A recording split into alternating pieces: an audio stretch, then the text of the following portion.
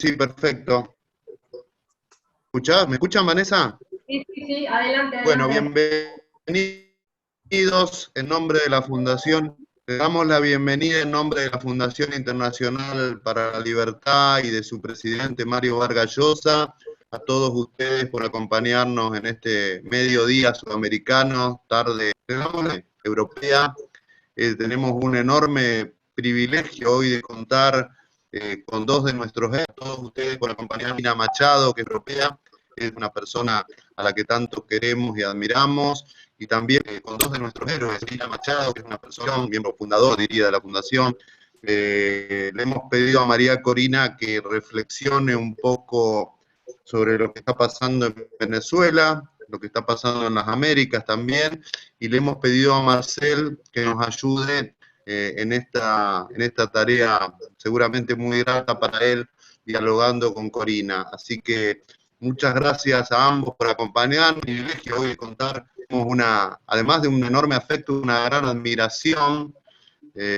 Admiramos mucho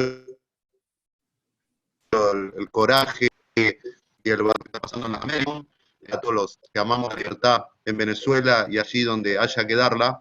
Es un gran el coraje y el valor con el que dan ahora para comenzar este diálogo. Muchas gracias, Gerardo. Muchas gracias a Mario, a Vanessa. Para mí es un motivo de mucho orgullo presentar a María Corina hoy. María Corina es una de las personas en Venezuela que ha demostrado más voluntad de servicio público y desde muy niña recuerdo cómo colaboraba con su mamá en obras de beneficio a la infancia abandonada y luego en una estupenda iniciativa de estímulo a la creatividad. Ya más grandecita, participó en uno de los movimientos más interesantes que ha tenido Venezuela, el movimiento Súmate, para rescatar el valor del voto. Y gracias a ese esfuerzo de Súmate y de todos los colaboradores de Súmate, Venezuela hoy en día tiene mucho más conciencia de la importancia del voto y sobre todo de la necesidad de cuidar el voto. Nosotros nos acostumbramos durante 40 años a tener mucha confianza en el Consejo Electoral, confianza que fue muy rápidamente destruida por el régimen. De manera que la importancia de cuidar el voto ha adquirido mucha relevancia. María Corina, nos han pedido que hablemos sobre el tema de Occidente y la democracia. Se dice siempre que somos parte de la civilización cristiana occidental, pero vemos esfuerzos cada día más coherentes y más contundentes para acabar tanto con la civilización como con el cristianismo, como con la occidentalidad. ¿Qué piensas tú? ¿Dónde está ubicada Venezuela en ese panorama? Bueno, 1.000.000 de gracias, Marcela. A mí me emociona mucho poder compartir contigo hoy, además de agradecerle, por supuesto, a la Fundación Internacional para la Libertad, a Mario Vargas Llosa, a la Fundación Libertad de Rosario y, por supuesto, a nuestro común y gran amigo Gerardo Bongiovanni, a quien todos reconocemos todos los días lo que hace precisamente por los valores de la libertad en nuestro hemisferio y en el resto del mundo. Y bueno, Vanessa, muchas gracias también por coordinar este encuentro. Marcel, yo empezaría diciendo que Venezuela está en el centro, en el epicentro de un proceso muy complejo, que además no es nuevo, aunque recientemente pareciera que empieza a haber conciencia en distintos países de Occidente sobre su complejidad, su naturaleza, sus pretensiones. Yo empezaría diciendo que sí, yo siento que hay una amenaza muy importante hacia los valores occidentales, fundamentalmente el derecho a la vida, el derecho a la libertad, el derecho a la dignidad humana, y digamos, a la contribución más importante de todo este movimiento o civilización occidental, que son las democracias liberales. Y es una amenaza en el cual confluyen intereses distintos, digamos, con motivaciones distintas, pero con propósitos comunes.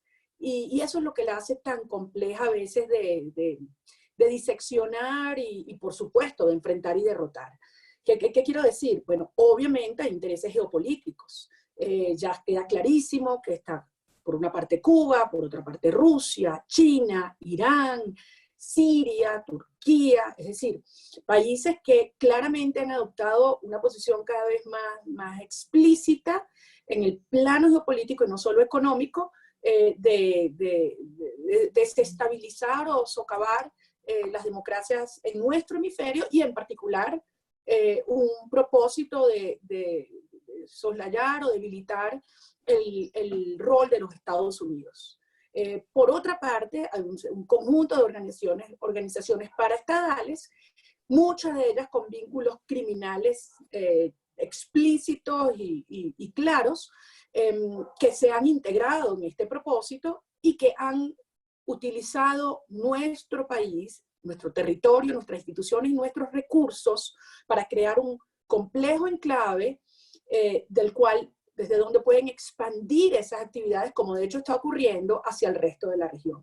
En estos organismos paraestatales se produce además un evento que no tiene precedente en el hemisferio, porque convergen estructuras del crimen organizado internacional con organizaciones terroristas islámicas que encuentran en Venezuela una cantidad de servicios logísticos que provee el propio Estado. Entonces, esto es algo que no tiene precedente, porque es un Estado fallido, es una nación, un país ocupado, que se está utilizando, bueno, primero destruir su población, porque eso es uno de los, digamos, de los ingredientes para tener control total, pero que se está utilizando para expandir.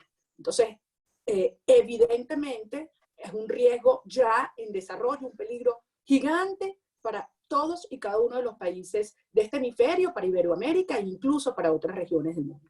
Ahora, ¿cómo puede Venezuela superar eso? Fíjate, tú has señalado los intereses geopolíticos. Cuba no va a soltar a Venezuela. Su único respiro actualmente es la gasolina y los recursos que Venezuela le da. En el caso de Rusia, ha ganado los 3 millones y pico de barriles que Venezuela ha dejado de producir. Rusia los ha ganado y tampoco los va a soltar. En el caso del terrorismo, digamos, iraní o sirio, o todo ese afán de revolución que hay en esa zona, no van a soltar esas facilidades que tienen en Venezuela, donde no solamente pueden entrenarse, pueden conseguir pasaporte, pueden conseguir campos de entrenamiento y recursos. Ya vemos que los iraníes están montando cadenas de supermercados y controlan en el arco minero, están metidos de lleno. De manera que yo veo muy difícil que los que están involucrados suelten esa cuota de poder, de dinero y de soberanía en América Latina que han conseguido. Por supuesto que no lo van a soltar. Hay que quitárselo. Pero precisamente, fíjate, aliados naturales, como pudieran ser países como España o México, vemos que no quieren ver ese peligro. Más bien están tratando de aprovecharse. ¿Aliados naturales de quién? Porque yo te diría que los gobiernos que hay en España y en México en este momento son aliados de precisamente la corporación criminal, por razones muy diversas. Entonces, esos no están de nuestro lado, los gobiernos, pero no así las sociedades, y en esos dos países todavía hay instituciones sólidas que sí entienden la amenaza que se cierne sobre ellos. Mira, Marcel, nos tomó mucho tiempo. Primero, asumir que esto era un proyecto autoritario, una dictadura, y ahora darnos cuenta que esto es muy distinto. Y si esto fuera una dictadura, esto hubiese caído hace mucho tiempo. Entonces, hay que entender muy bien la naturaleza de lo que enfrentamos para poder efectivamente derrotarlo. Ahora, con el panorama que tú describes, y yo ahí voy permíteme elaborar un poquito sobre todo el tema de la relación con Israel y Hezbollah. O sea, las relaciones de Hugo Chávez y Maduro con Israel, con Irán, después Israel, pero con Irán, permitieron que en el momento más crítico, donde Irán está siendo bloqueada del sistema financiero mundial, a través del sistema financiero venezolano, le permitieran tener acceso a más de 16 mil millones de dólares. Es decir, esto no es nuevo. Y en el caso del Hezbollah, Maduro le ha ofrecido la posibilidad de tener identidad de distintos tipos, desde un partido de nacimiento hasta un pasaporte, una cédula, cuentas bancarias, a más de 10.000 individuos que se han ido insertando no solamente en América Latina, también en otras partes del mundo. Pero es una relación estratégica y sinérgica, porque a cambio de eso, ¿qué ha recibido Maduro? ¿Y qué ha recibido el régimen criminal? Bueno, ha recibido conexiones en el ámbito, por ejemplo, de la integración de los carteles del narcotráfico y las rutas en el Medio Oriente y Asia, que Hezbollah le ha ofrecido al cartel de los soles y otros grupos criminales venezolanos. Y ahora vemos cómo Irán le está ofreciendo no solamente que si le manda gasolina, armas, etcétera, también le está montando la amenaza creíble para algunos actores del mundo que están muy cómodos con este status quo y decir, no, miren, no podemos actuar porque esto implicaría digamos, una escalada en un conflicto geopolítico que trasciende a Venezuela. Entonces, Rusia e Irán le han ofrecido ellos una amenaza creíble a algunos sectores dentro de las naciones latinoamericanas y de Estados Unidos y de Europa para decir, miren, no podemos hacer nada. La primera pregunta que yo te haría a ti y que nos hacemos todos y que deberíamos hacernos todos es, ¿cuál es el costo de no actuar en Venezuela? O sea, ¿cuál es el costo? Después elaboramos y vemos cuál es el costo de actuar y cuál es el mecanismo. Pero ¿cuál es el costo para Occidente de que se mantenga este status quo en crecimiento? Porque un sistema forajido y criminal como el que hay en Venezuela no es contenible dentro de nuestras fronteras. Es decir, pensar que, bueno, allá ellos los venezolanos, como podrían algunos pensar, más allá de las consideraciones éticas de una nación que muere de hambre y de mengua, y un país donde hasta los niños hoy se están suicidando, así de devastador es la situación humana, pero más allá de esa situación ética hay quien te podría decir, bueno, eso que Venezuela se hunda, pero yo me salvo. Eso no existe, eso no existe. Y miremos lo que ha ocurrido en Colombia, en Ecuador, en Perú, en Argentina, en Chile, donde nadie creía que hasta allá podía llegar los tentáculos de desestabilización,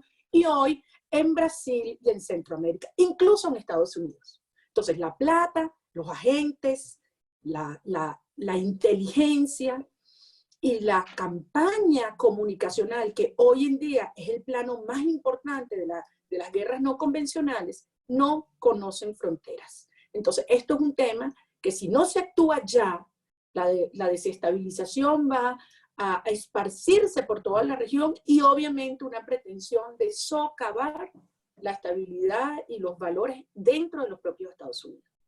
Pero fíjate, dentro de Venezuela, que es quien más ha sufrido con todo esto, todavía hay mucha gente que no se da cuenta de este peligro y de lo difícil que va a ser zafarse de esto. Y si nos fijamos en el resto del continente, tenemos casos como los de México y Argentina, donde parece no prestarle la más mínima atención al peligro que esto significa. Más bien, como tú dices, muchos de ellos están en combinación sin saber el daño que le están causando a sus países.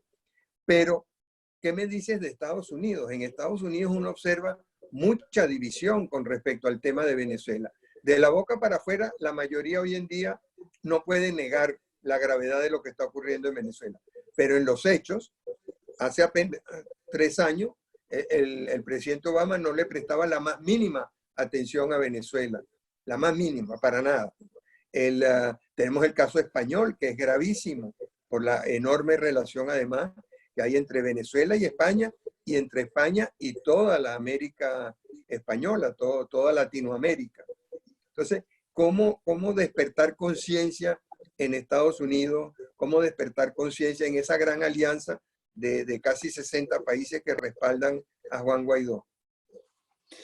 Bueno, Marcel, yo creo que tú eres un gran ejemplo de cómo debe hacerse y la visión y la conciencia y la responsabilidad que debe haber. Me refiero porque ustedes pagaron en RCTV en carne propia y de forma muy costosa no haber sucumbido a las tentaciones y la humillación del régimen y a los tentáculos de orden económico que fue filtrando muchos otros sectores de la sociedad.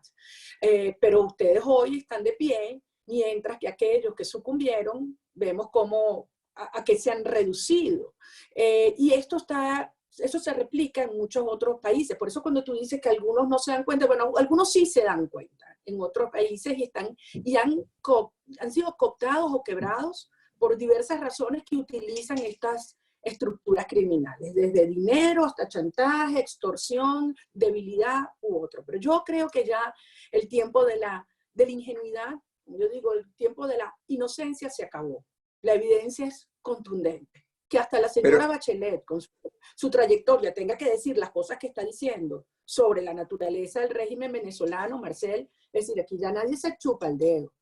Y en el caso de los Estados Unidos, bueno, sí, hay múltiples intereses, pero yo tengo la convicción de que las bases fundamentales de la sociedad norteamericana, que comparten estos valores occidentales de libertad, de derecho, de respeto a la vida, de respeto a la dignidad humana, de respeto a la propiedad privada, son sólidas y reaccionan. Y yo creo que eso lo estamos comenzando a ver de múltiples sectores y actores con relación al caso venezolano. Es decir, en la administración Obama no es que no le hicieron caso a Venezuela, todo lo contrario. Más bien fortalecieron una relación con Cuba, impulsando un proceso de diálogo de paz con la guerrilla colombiana, que vimos los resultados. Es decir, fue totalmente adverso a la propuesta y a la política que hoy se está desarrollando por parte del gobierno y la administración de los Estados Unidos.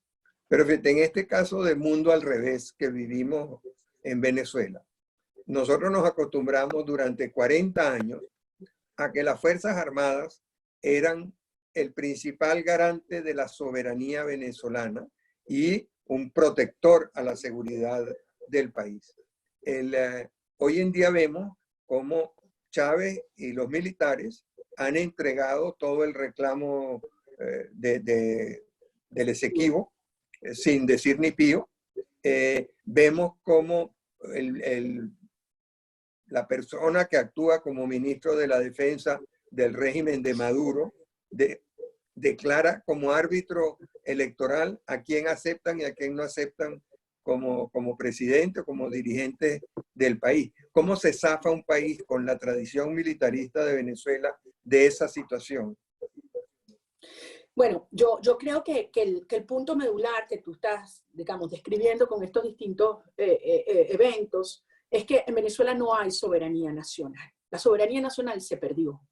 Y en sus tres dimensiones fundamentales, en el control del territorio, en el Estado de Derecho y en las garantías humanas de seguridad humana para la población. O sea, en esas tres dimensiones, Venezuela se diluye como nación incluso. El territorio venezolano se lo están peleando grupos criminales, pero rebatiendo entre ellos, fragmentándolo, dividiéndolo.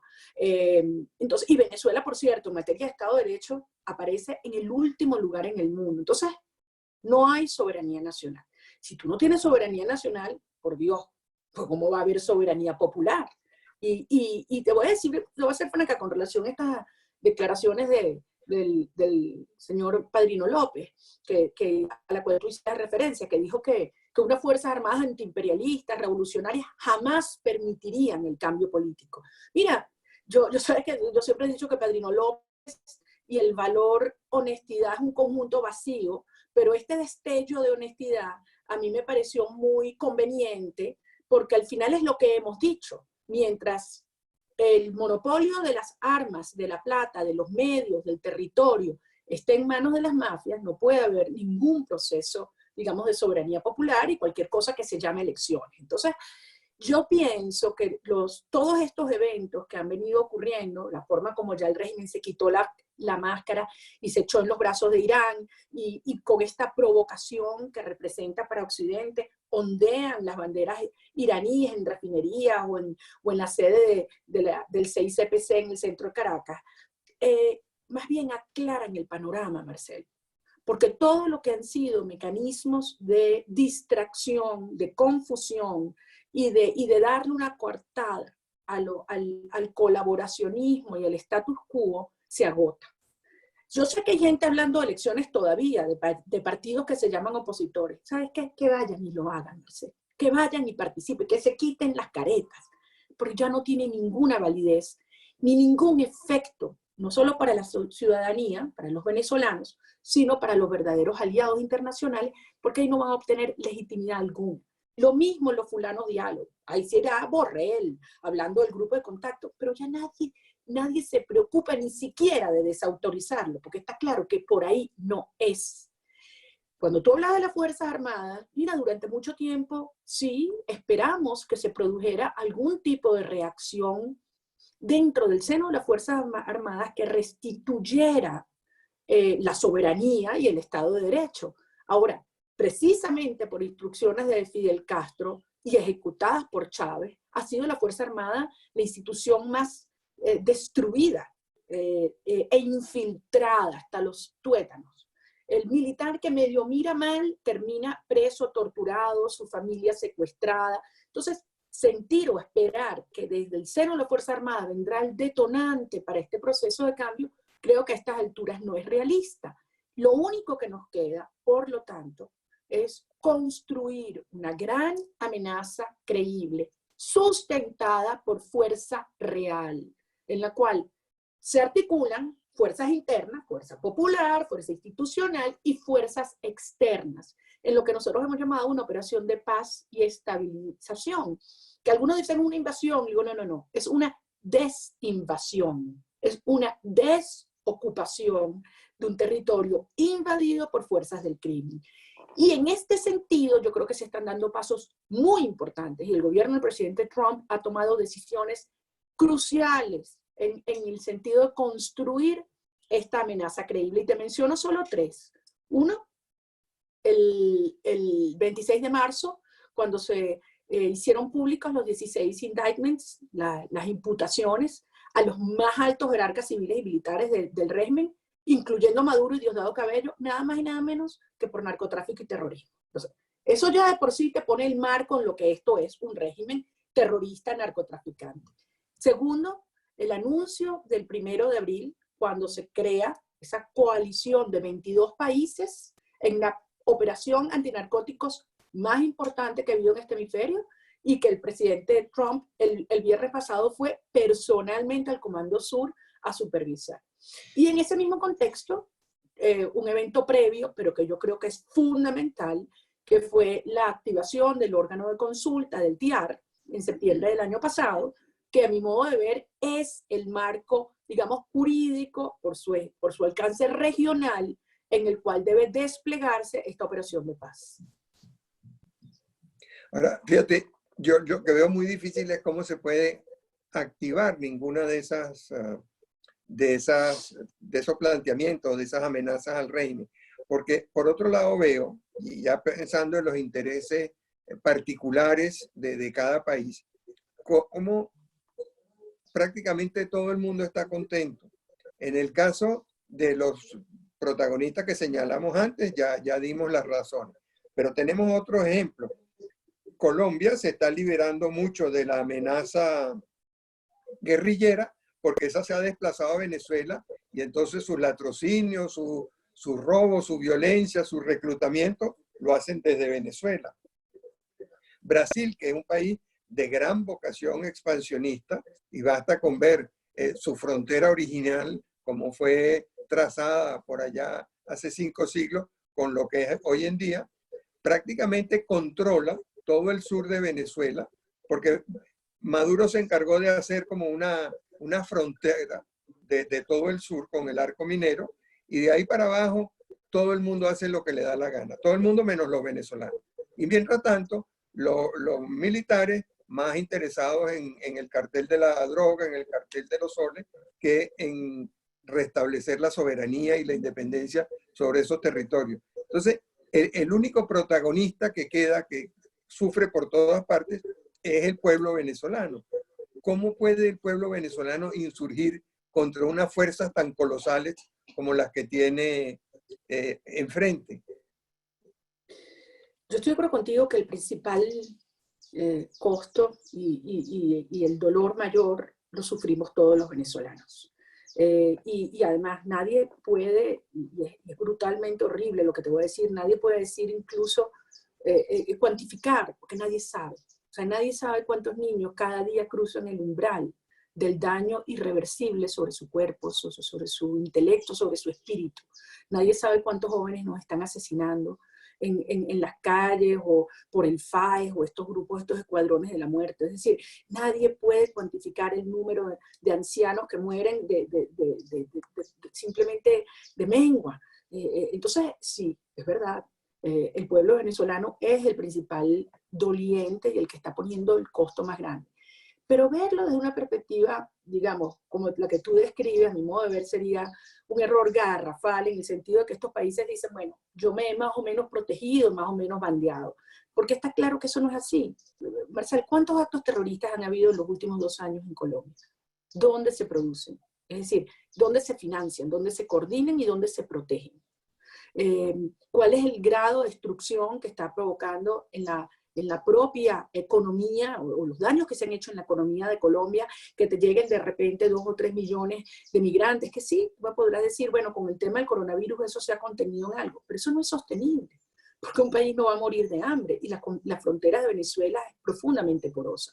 Por otra parte, el ecocidio que está ocurriendo en el Orinoco, en la Orinoquia, en el Amazonas, eso es algo que afecta directamente no solamente a Brasil, sino a todos los países, y eso tiene lugar porque lo fomenta, lo estimula, lo promueve el régimen que está usurpando el poder en Venezuela. Y así puedo seguir hablando, no es solamente el efecto de las migraciones masivas, de la migración más grande que ha habido en este hemisferio, en su historia, pero para mí el daño fundamental es los tentáculos del crimen que desde Venezuela ofrecen rutas, centro de acopio del narcotráfico, financiamiento al terrorismo y desestabilización. Si no, te lo vuelvo a poner el caso de Chile. El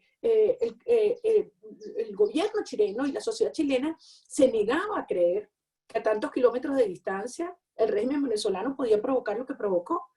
Y de que tenía la mano allí metida hasta el fondo, todo el mundo hoy en día lo reconoce. Entonces, ellos no van a detenerse en este proceso. Y tú me dirás si para los Estados Unidos tener a unos cuantos kilómetros de su costa instalado armamento iraní, ruso y del Hezbollah, eso no es un tema de seguridad nacional y por lo tanto es de seguridad hemisférica.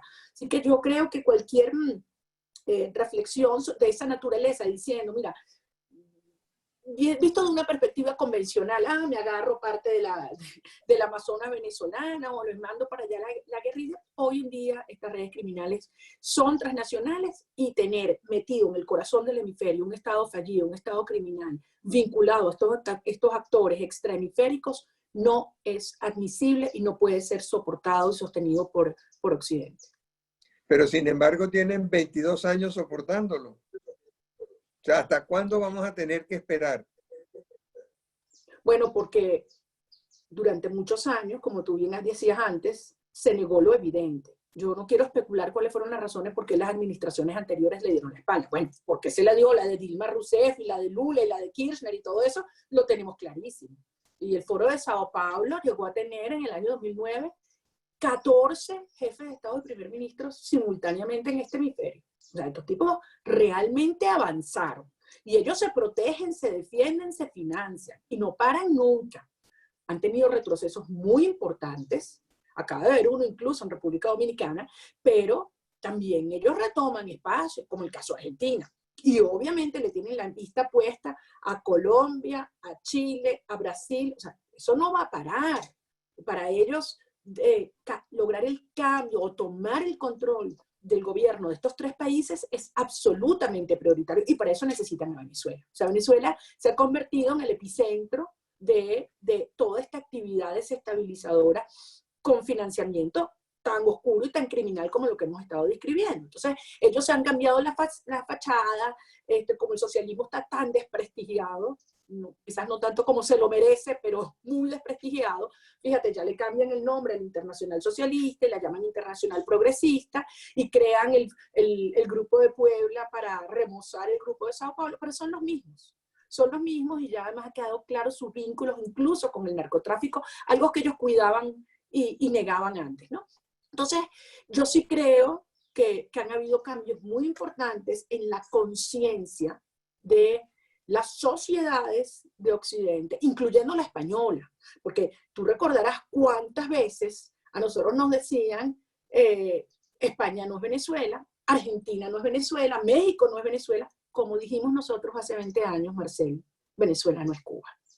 Y yo creo que aquí ha habido un gran aprendizaje de que esto es un enorme conglomerado criminal con múltiples dimensiones y que así como están organizados para el mal, bueno, quienes creemos en la libertad, en la democracia y la justicia, tenemos que crear esa, digamos, esa cohesión y esa sinergia de una forma mucho más activa de inmediato.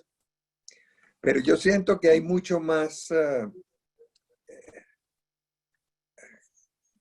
convicción del lado de esas fuerzas del mal que tú describes que del lado de las fuerzas democráticas, liberales, progresistas, como las quieras llamar. Fíjate, el caso de Chile es ilustrativo. O sea, ya uno no ve al presidente Piñera con la misma seguridad que lo veía antes. Uno lo ve vacilante, dudando, cediendo espacio. Y en Estados Unidos tú ves cómo estas fuerzas del mal vienen avanzando. O sea, ya hay como una cultura de que hay que acabar con la historia, hay que destruir una cantidad de creencias que tenía la gente. O sea, la idea es borrar el pasado, tumbar estatuas, destruir monumentos, desprestigiar ideas.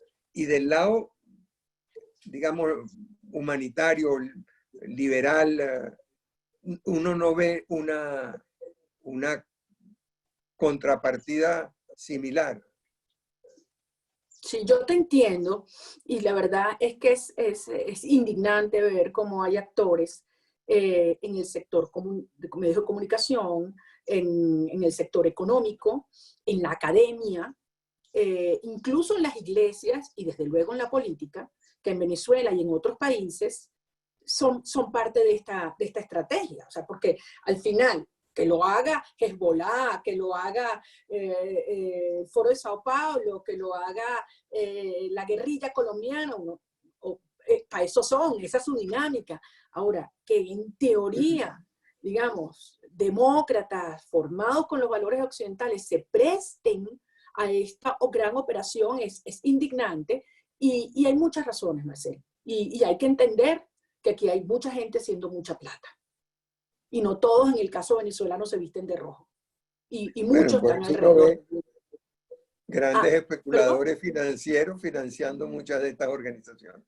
Absolutamente. Pero y ahí también aplica el chantaje, la extorsión, porque además estos tipos tienen no solamente la experiencia cubana, la experiencia de la Stasi, y tienen además desplegados mecanismos de espionaje, infiltración, que usan y chantajean y quiebran a mucha gente. Ahora, así como ellos no tienen escrúpulos, yo creo que nosotros tenemos que entender que nosotros tenemos una restricción porque no estamos dispuestos a hacer las cosas que esos tipos hacen en ese plano. Pero nosotros tenemos, como democracias liberales y como sociedades occidentales, unas fortalezas gigantescas. Yo te digo, yo veo la misma sociedad venezolana, Marcel. Hay algunos que dicen, es que los venezolanos se cansaron, se quebraron, se rindieron, que los mejores se fueron. Yo te digo una cosa, Marcel.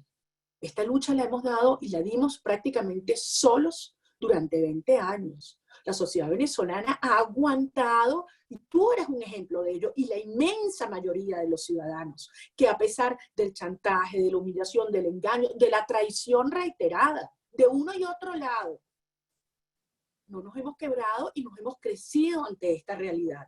Que tú tienes hoy un país más unido que nunca. A mí no me vengan a decir que esta sociedad está dividida. Todo lo contrario. Nunca ha habido tanta cohesión en la sociedad venezolana en términos de lo que queremos. Que no es solamente salir de Maduro, pero es que la gente te pide, yo quiero justicia. Aquí se tiene que acabar la impunidad. Yo quiero que se sepa toda la verdad.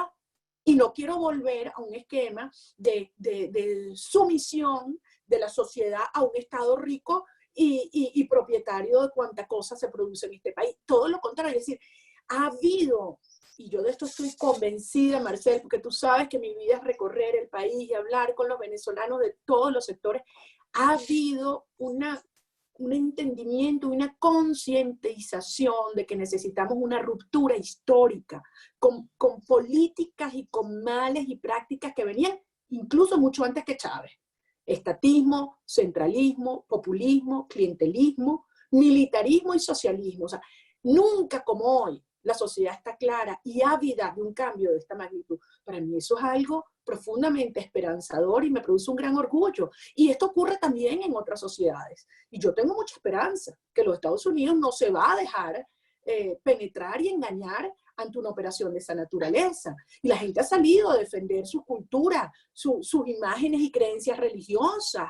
Quizás hay más, esa mayoría más silente de lo que quisiéramos, porque obviamente el control de los medios de comunicación ha ocurrido en muchos países, no solamente en Venezuela, pero yo estoy convencido que esa fuerza está allí. Y en el caso de Venezuela, yo estoy viendo acciones muy alentadoras por parte de aliados reales, no en las Naciones Unidas, por favor, pero en la región. Ahora, la contraparte es, esos países necesitan un interlocutor político local que sea confiable. Y ahí se han cometido errores muy importantes que a mi modo de ver es lo que han, digamos, ralentizado en parte este proceso.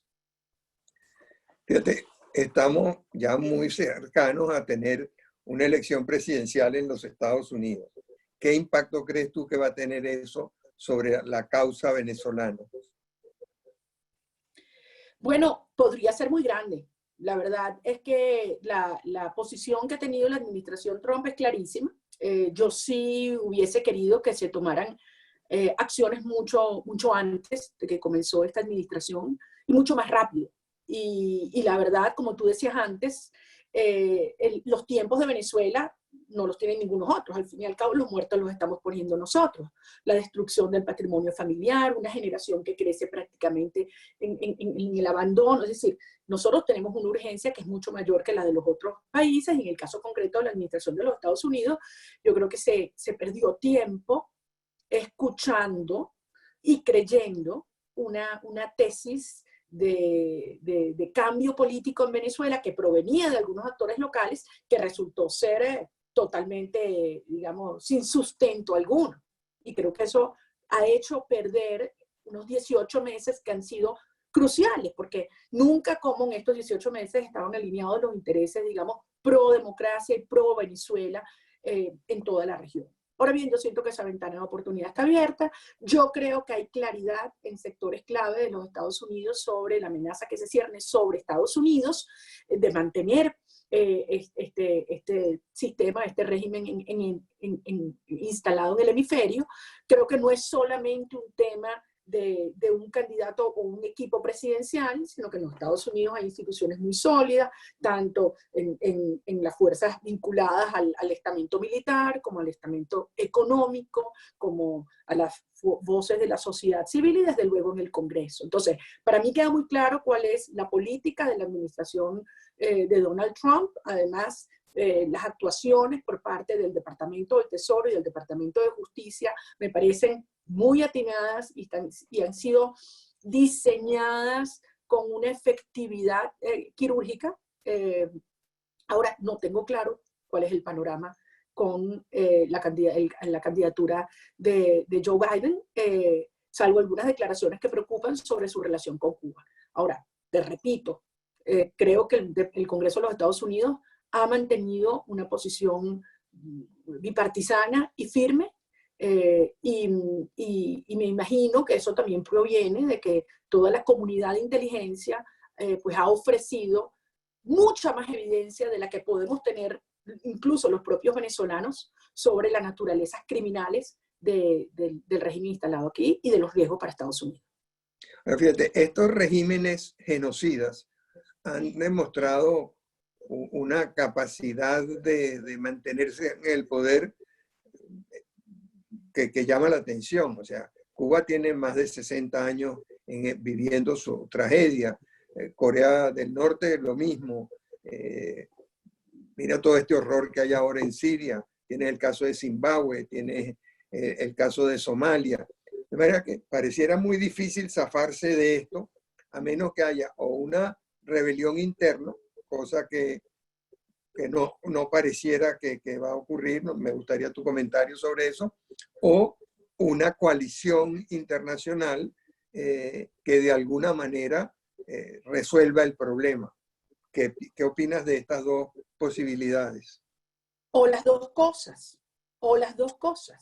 porque efectivamente, como tú dices, la historia ha llegado muchas veces demasiado tarde y las responsabilidades están allí. Yo te voy a decir algo, Marcel, con la evidencia del genocidio que ocurre en Venezuela, más los riesgos de desestabilización en toda la región, el caso para la operación de paz y liberación de Venezuela está absolutamente legitimado y sustentado. Y los países que evadan esta responsabilidad, ellos están incumpliendo estos acuerdos y convenciones internacionales. Son ellos los que están allí no atendiendo o faltando a una responsabilidad que la historia se los cobraría también muy caro. Yo estoy convencida de que hay disposición a continuar avanzando en una escalada. Cuando tú me dices cosas concretas que contempla, o como los próximos pasos en los cuales podría avanzar la conformación de esta operación de paz y estabilización, hay por lo menos 4. Uno, fortalecer esta operación antinarcóticos que le está cercenando el financiamiento criminal de manera muy importante al régimen. El régimen de Maduro, en mi opinión, hoy se sustenta sobre 3 pilares: el sistema de represión, el sistema de propaganda, censura y silencio, y el sistema de financiamiento criminal. Esta operación antinarcóticos en el Pacífico y en el Mar Caribe va directamente a bloquear la tercera. Y ahí tú tienes además el caso de Alex Saab como la guinda a este proceso, que es uno de los principales testaferros y criminales de este régimen. Entonces, pero fíjate lo difícil que le ha resultado a los Estados Unidos lograr su extradición. Está por verse, porque así serán las fuerzas, desde Rusia hasta fuerzas africanas, involucradas en tratar de salvarle el pellejo a ese señor. Así de importante es la información, y valiosa la información que ese señor tiene, pero está por verse. No fue como el caso de Hugo Carvajal, que Hugo lo entró en unos minutos, ¿te acuerdas? Ahorita esto es distinto, y están involucradas hasta las figuras más altas del propia administración de los Estados Unidos, porque el propio William Barr está atendiendo este caso. Entonces vamos a ver. Ahora, uno, como yo te decía, fortalecer la operación antinarcóticos. Ahí hay 22 países. Bueno, nosotros queremos ver esos países de forma mucho más activa y presente, tanto los europeos como los latinoamericanos. 2, el bloqueo con Cuba. Yo creo que esto es algo que hay que avanzar, y el bloqueo me refiero no solamente al intercambio de petróleo, el intercambio financiero, el intercambio de tecnología, el intercambio de telecomunicaciones. 3, Marcel, y esto va directamente a tu área, es decir, uno de los pilares al cual yo hacía referencia de este régimen es el sistema de censura y de propaganda. Hoy en día existen tecnologías muy desarrolladas que desde afuera podrían, digamos, combatir o neutralizar ese sistema de propaganda. Pero fíjate entonces, que ese es un punto muy importante el que tú señalas.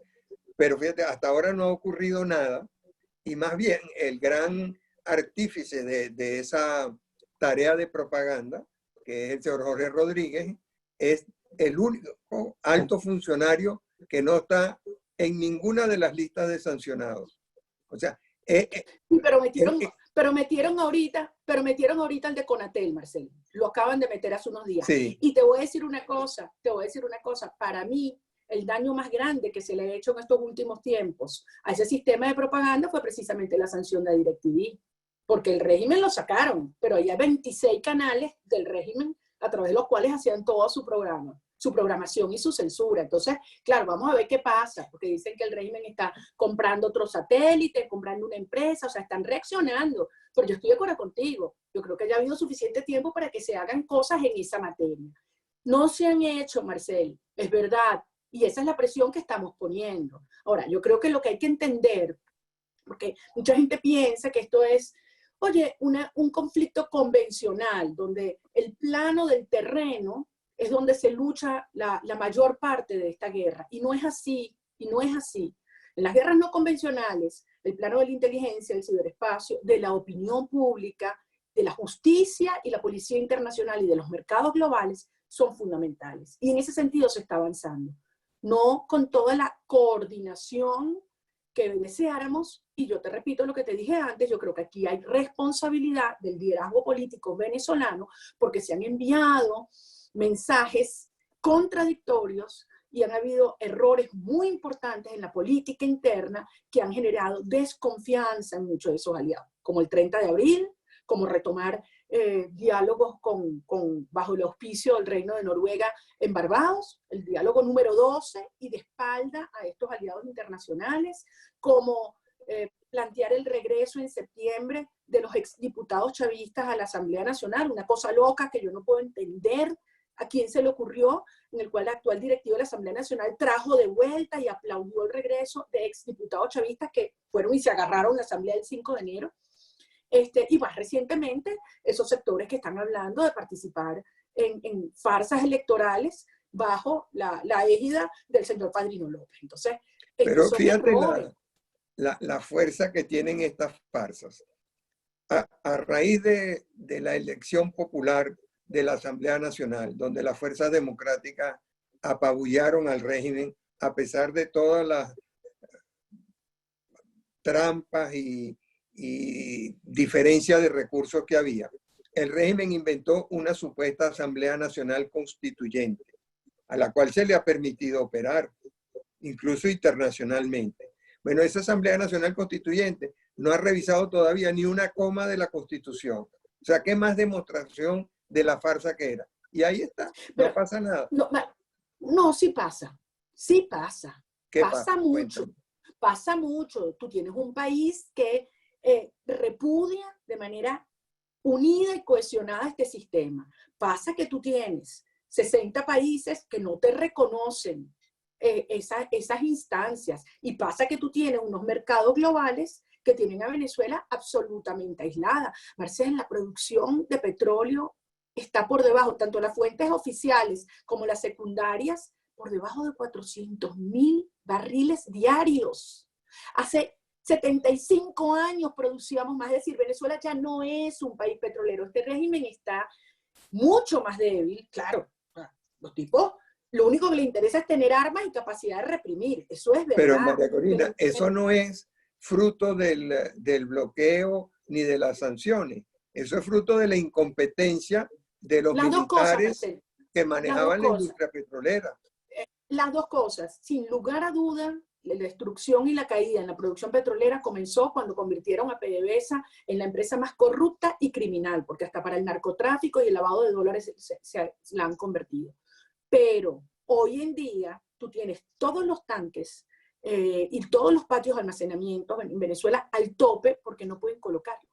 Pues no pueden colocar ese petróleo. Entonces, por eso que, entre otras cosas, no pueden producir más.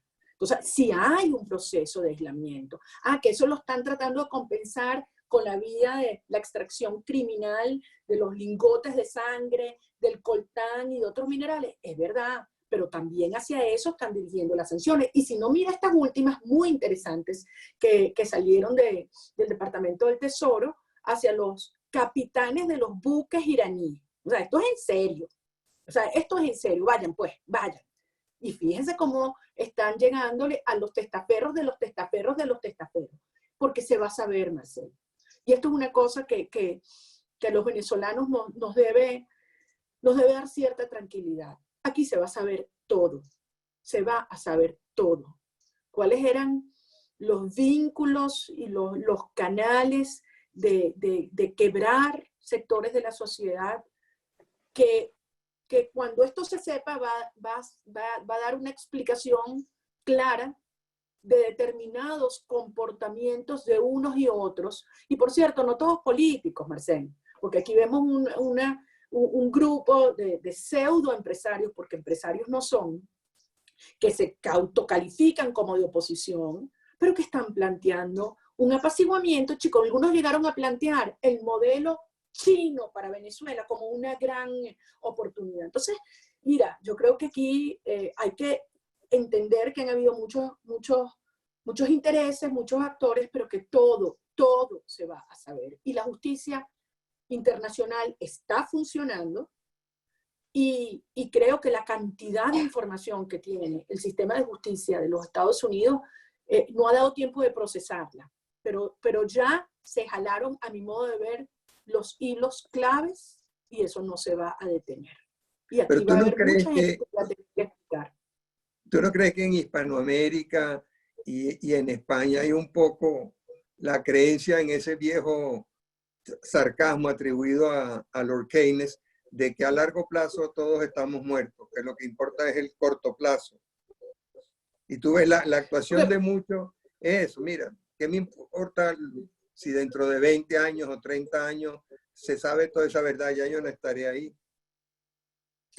Sí, yo creo que eso puede ser el consuelo, la ilusión que se crean aquellos que han ido saqueando Venezuela, porque esto ha sido una comparsa de saqueo, algunos más descarados que otros. Y no tengo duda que algunos te habrán dicho eso a ti, Marcel, después de estos años, y decir, bueno, miren, los otros ahí estuvieron disfrutando, pero tú, Marcel, y tu familia, y Radio Caracas van a poder regresar y abrirse con dignidad, mirar a los ojos a los venezolanos, mientras aquellos que se entregaron a las mafias y a la corrupción, esos últimos años, no sé si serán muchos o pocos, los van a tener que pasar enfrentando la justicia y la vergüenza de que fueron parte de la destrucción de nuestro país. Yo sí tengo mucha confianza en que aquí se va a saber la verdad. Tengo mucha confianza en que aquí va a haber justicia. Y te digo, aquellos que tienen la plata escondida alrededor del mundo, y que ahorita empiezan a aplicarte esa, bueno, ahora sí, ya yo me arrepentí. Entonces, como yo me arrepentí, yo soy parte de ese gobierno de transición, pero eso sí, no me toca mi real. No, eso sí es verdad que... Ahora, otro problema que yo veo en Latinoamérica y en la península, en España concretamente, es que el fracaso del socialismo no es tan evidente como nosotros creemos. Fíjate la fuerza que tiene esa ideología en países como México, Argentina, España, la fuerza que tiene en la oposición en Colombia, en Chile, o sea, en Brasil. Entonces, a pesar de que algunos vemos como evidente el triunfo de la democracia liberal, el triunfo de la economía de mercado, otros no lo ven y consiguen muchos adeptos. ¿En qué fallamos? Pues ahí yo estoy de acuerdo contigo, yo creo que esa es más culpa nuestra, porque ellos están haciendo lo suyo. Ellos han logrado, a punta de mentiras, de romanticismo, de plata, pero también de mucha capacidad persuasiva en su narrativa, tergiversar la verdad, porque todos los hechos en términos de las sociedades que tienen mejor calidad de vida, mejores ingresos, está claramente asociado a un sistema de libertades y economía de mercado y Estado de Derecho y respeto a la propiedad. O sea, la relación es directa. Ahora, ahí yo creo que nosotros hemos tenido la culpa de no haber logrado hacer, como yo digo, el liberalismo sexy. Porque tenemos todos los elementos para construir eso. Al final, ¿qué más quiere un ser humano que poder progresar y tener comodidad, calidad de vida, saber que sus hijos van a estar mejor de lo que ellos vivieron, pero que además va a ser fruto de su esfuerzo, de que se lo ganó él, de que nadie se lo regaló y que por lo tanto nadie te lo puede quitar? Pero ahí depende de nosotros también, de cómo nosotros salimos a vender estas ideas. ¿Sabes lo que ha pasado en Venezuela, Marcel? Y yo no sé si a ti tú empezaste con estas ideas promoviendo el liberalismo muchísimo antes que yo. No, mentira. Como 3 generaciones antes, no, mentira. ¿Sabes lo que pasa? Que nosotros, los liberales, nos ha faltado la confianza en nuestras propias ideas, en salir a venderlas con orgullo, hasta con desfachatez, en el buen sentido, ¿me explico? Mira, yo he hecho este cuento otras veces, pero creo que tú nunca me has escuchado. Esto fue comiquísimo, esto fue hace como un año, más o menos un año y pico. Invité a Teresa Albanes, casualmente, que me acompañara en una gira por Guárico. Y compañera de estudio de Derecho mía. Así, bueno, la gran Teresa, ¿no? Y entonces allá fuimos hasta Camaguán. Tuvimos 5 días dando brinco por todo Guárico y tal. Camaguán, que yo digo que allá Camaguán tiene un clúster de producción de casabe, que esto es, bueno, el mejor casabe del planeta. Para los que no saben lo que es casabe, una especie de pan hecho con yuca, en el corazón de Venezuela, donde están los esteros de Camaguán, llegando a puro Monte y Culebra, como diríamos los venezolanos.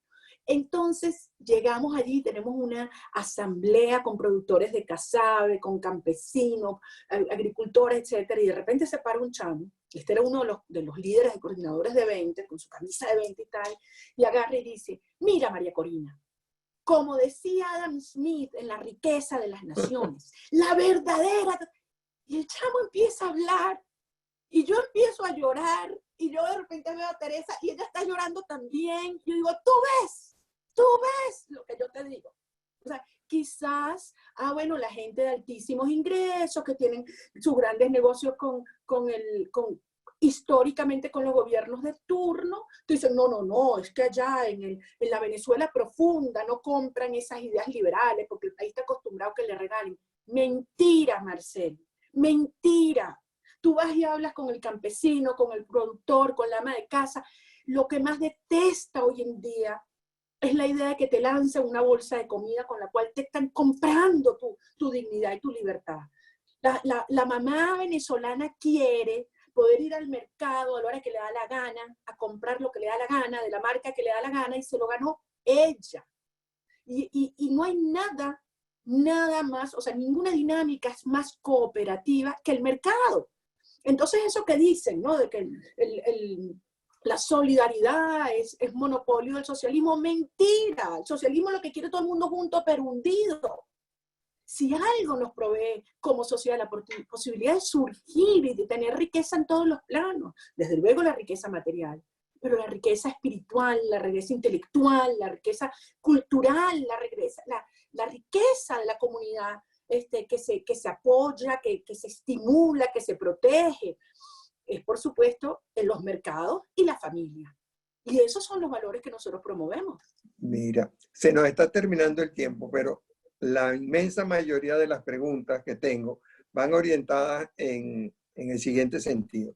¿Qué harías tú en este momento? ¿Qué crees tú que podemos, que debemos hacer los venezolanos para resolver el problema de Venezuela?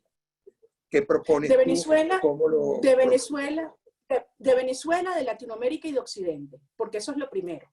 Por donde estemos, y nuestros 5, 6 o 7 millones de venezolanos de la diáspora en el mundo entero son hoy en día una de las fortalezas más grandes que tenemos, porque permiten contrarrestar la narrativa totalizadora y criminal que estos tipos han impuesto. Entonces, lo primero es que todo el mundo entienda que la lucha por Venezuela y liberar a Venezuela y desocupar a Venezuela es tanto por los venezolanos y por detener este sufrimiento y este genocidio, como por defender las democracias liberales, porque aquí no se salva nadie. O sea, desde Canadá hasta Argentina, no se salva nadie si este proceso avanza. Eso es lo primero.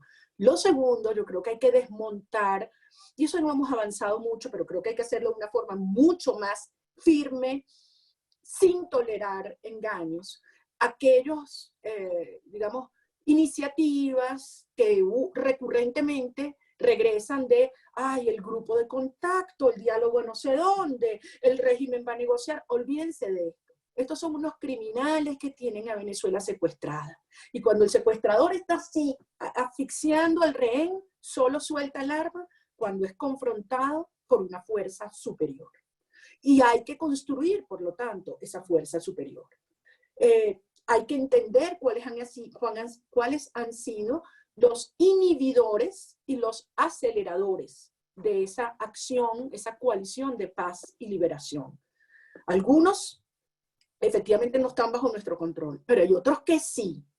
Entonces yo creo que la presión clara sobre la interlocución política de estos actores con la realidad interna, local en Venezuela, es muy importante. Así que a cada uno de estos actores que se desvían recurrentemente, que desconocen nada más lo que fue el mandato del 16 de julio del 2017 y del 23 de enero del 2019, hay que recordárselo y meterle presión. Y te voy a decir algo, Marcel, muchos nos dicen, critican, porque si las redes sociales y los guerreros del teclado, Y para mí los guerreros del teclado son guerreros de esta guerra no convencional. Son guerreros. Y cada tweet, cada palabra, cada mensaje por las redes sociales tiene un impacto y es una contribución valiosa, tanto como lo es la protesta, y la movilización, y la exigencia, y la denuncia en las calles o dentro de nuestro país. Así que yo creo que eso es un tema fundamental. Divulgar esta idea, presionar a aquellos que necesitamos y aquellos que se puedan desviar de esta política. Porque aquí ya, como te dije, ni hay más tiempo que perder, ni hay tiempo para la inocencia. El tiempo de la inocencia. ¿Por qué hablas de Canadá hasta Argentina y no incluye las Islas Canarias y la península ibérica? Bueno, tienes razón. Cuando yo hablo de Occidente, España, Portugal, bueno, mismo Italia, mira lo que se acaba de mostrar en Italia. ¿Tú qué crees que lo que le están haciendo a Macron no es poca cosa? Entonces, creer que esos son movimientos aislados es de una ingenuidad a estas alturas que ya uno no se la cree. Y yo sí pienso que en España se está dando una reacción muy positiva. Bueno, acaban de ver elecciones este fin de semana y mira los resultados, o sea que no es tampoco que la gente se está comiendo ese cuento así nomás. Y yo creo, y hay aliados, partidos como Vox, como el PP, donde empiezan a surgir unas voces muy firmes, mismo en Ciudadanos, diciendo ya va, o sea, no es nada más Venezuela, es un proceso interno. Y yo creo que eso es muy valioso. Y ahora sí, tienen que ponerse las pilas, porque no podemos esperar llegar al nivel de destrucción en que estamos los venezolanos para entonces proceder, porque al fin y al cabo ya no pueden decir que no se lo advirtieron.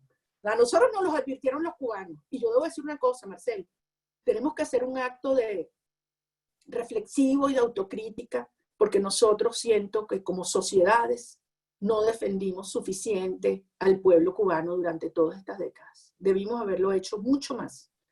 Y yo creo que eso es parte del aprendizaje horrible que nos queda, doloroso que nos queda a los venezolanos. Pero, por otra parte, yo creo que nunca habrá una generación tan comprometida con los valores y las libertades humanas como esta que ha crecido en estos años oscuros del chavismo. Nunca una sociedad estará tan clara. Una tan última decidida. Pregunta y muy breve porque se nos acaba el tiempo. ¿Cómo podemos ayudarte? A mí. A ti, a María Corina Machado. ¿Cómo podemos ayudar? Bueno, yo, mi vida, yo solo concibo mi vida en Venezuela y en libertad. Y por eso yo no tengo ninguna opción que hacer lo que estoy haciendo. Hay gente que me diría, bueno, si tú pudieras estar en otra parte. No, vale, yo no podría estar en ninguna otra parte y sentirme plena. Yo sufro mucho con lo que pasa en mi país, pero créeme, Marcel, que yo no cambiaría mi puesto por nadie. Hay gente que te dice, Elon Musk. Yo, bueno, me pones a dudar, pero no, ni siquiera Elon Musk. yo quiero estar aquí y quiero poder contribuir a la transformación profunda y definitiva de mi país. Necesitamos muchísima ayuda, ¿sabes? Te voy a confesar que cuando decidimos crear 20, todo el mundo me dijo, que tú lo que estás es loca. Mira, jamás vas a poder crear un partido liberal en Venezuela, que tiene décadas de socialismo, de paternalismo, olvídate de eso. Y entonces además me decían, mujer de una familia de empresarios, con ideas liberales, olvídate, no va a llegar a ninguna parte. Fíjate, nos ha costado mucho. Esto ha sido con las uñas, pero hay que ver la extraordinaria cantidad de gente maravillosa que nos hemos descubierto mutuamente que compartimos los mismos valores y la misma pasión. Entonces, Vente está creciendo todos los días. O sea, estamos abriendo esta semana una sede, imagínate, en plena pandemia, en San Carlos, estado Cojedes, uno de los estados donde la represión chavista es más brutal. Ayer yo hablaba con los equipos del Tamacuro, Marcel. Es decir, la cantidad de chamos, de jóvenes, que mi generación veíamos la política con asco, debo decirlo, grave error. Y hoy son muchachos maravillosos de todas las profesiones. Acaban de hacer un concurso de debates ganó un chamo de Miranda, por cierto. Entonces, tú empiezas a darte cuenta que más y más y más, los venezolanos en el mundo, ya tenemos grupos organizados en 80 ciudades del mundo, Marcel. Eso era impensable hace unos años, ¿no? Entonces, yo creo que la forma de ayudarnos, esto que estamos haciendo hoy, vernos a los ojos, encontrar la profundidad de nuestras convicciones, de nuestra energía y la fuerza que tenemos. Ahora, obviamente, para dar un salto, para avanzar mucho más, necesitamos ayuda de todo tipo, de todo tipo. Y tanto los que estamos aquí como los que estamos afuera, sabemos que además el desafío más grande lo vamos a enfrentar un tiempo después de que saquemos a estas mafias de raíces del poder. Y es cuando Venezuela va a tomar, para mí, el verdadero D-Day, el D-Day mayúscula, es cuando después de la transición, ante dos opciones, Venezuela decida. ¿Es más de lo mismo? ¿Es el status quo? ¿Es el socialismo, el populismo, el clientelismo, el estatismo que conocimos? ¿O es una ruptura histórica y es atrevernos a asumir nuestro destino, cada uno de nosotros en nuestras manos, con una propuesta de desarrollo y transformación liberal? Ahí va a estar el gran desafío y yo, como comprenderás, tengo muy clara cuál va a ser la decisión que los venezolanos vamos a adoptar. Gracias, María Corina. Vanessa, una pregunta para ti. Se nos termina el tiempo, pero veo en pantalla a mi muy querido y admirado amigo Pedro Aspe. ¿Está planteada alguna intervención de él? No, pero le voy a abrir el micrófono por si quiere saludarnos. Gracias. Ay, a ver si puedo. No sé por qué lo tengo grabado. Está. Ahora está. Yo nada más, bueno, primero que nada, María Corina, felicidades, muy interesante todo lo que hemos escuchado y gracias, Marcel. Yo quería nada más hacerles un comentario. El comentario es que en la elección americana, por ambos lados hay esperanzas. Tú ya dijiste la esperanza en caso de la reelección, pero en el otro caso, María Corina, yo creo que es muy importante recordar que aquí lo que necesitas no es nada más a los Estados Unidos, sino un grupo grande de países que creen en la libertad, en el Estado de Derecho, en la no censura, en la libertad de prensa, etc. Y recordemos que Trump también alineó mucho los consensos, porque él no quiso tratar nada multilateral. Y como sabes, la WTO, la WHO, todo este tipo de organismos internacionales en donde participamos muchísimos países, no fueron de su agrado.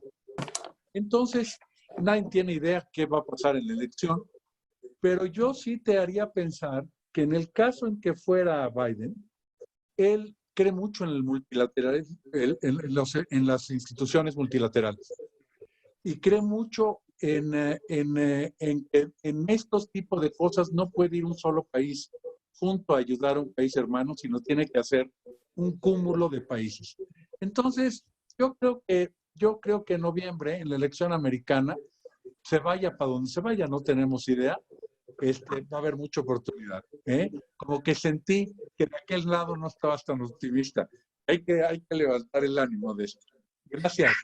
Gracias, Pedro.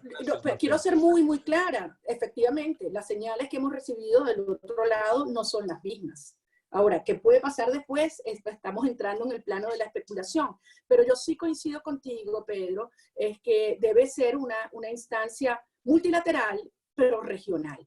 Yo no creo en las Naciones Unidas para abordar el tema venezolano, entre otras cosas por el veto de Rusia y China. Nosotros aquí tenemos dos espacios ya multilaterales. El TIAR con 13 países y la coalición antinarcóticos con 22. Así que yo, al menos en estos dos casos, creo que los Estados Unidos ha abierto esa ventana de múltiples actores. Mira, Marcel, Pedro, qué placer verte, pero me están diciendo por aquí que están grandes amigos nuestros conectados, y les quiero enviar mi cariño a Guillermo Lustó, por supuesto, a Jaime Nestares, a Berta Pantoja, presidenta de la Fundación Caminos de la Libertad de México, Beatriz Rangel, Carlos Blanco, Gaby Arellano, bueno, cantidades de amigos comunes, y por supuesto Pedro, que me encantó verte. Bueno, muchas gracias, María Corina. Creo que tenemos un panorama mucho más claro de los recursos de los que disponemos para librarnos de esta dictadura tan vergonzosa que padecemos. Muchas gracias a todos. Gracias a ti. Muchas gracias a la ti, FIL. Gracias, Pedro. Gracias, Gerardo. Gracias, María Corina. Gracias, Marcel. Gracias, Pedro. Gracias a todos. Hasta la Bueno, próxima. mucha fuerza, Marcel, y felicitaciones porque Radio Caracas Televisión está ya por vía online de regreso en los hogares venezolanos. Te felicito. Bueno, ese es un primer paso. Así es. El siguiente paso que te vamos a traer a ti para acá y a toda tu familia, una Venezuela liberada. Tú vas a ver, lo vamos a lograr. ¿Cómo no? Besos. Gracias. Saludos, gracias. A todos, gracias.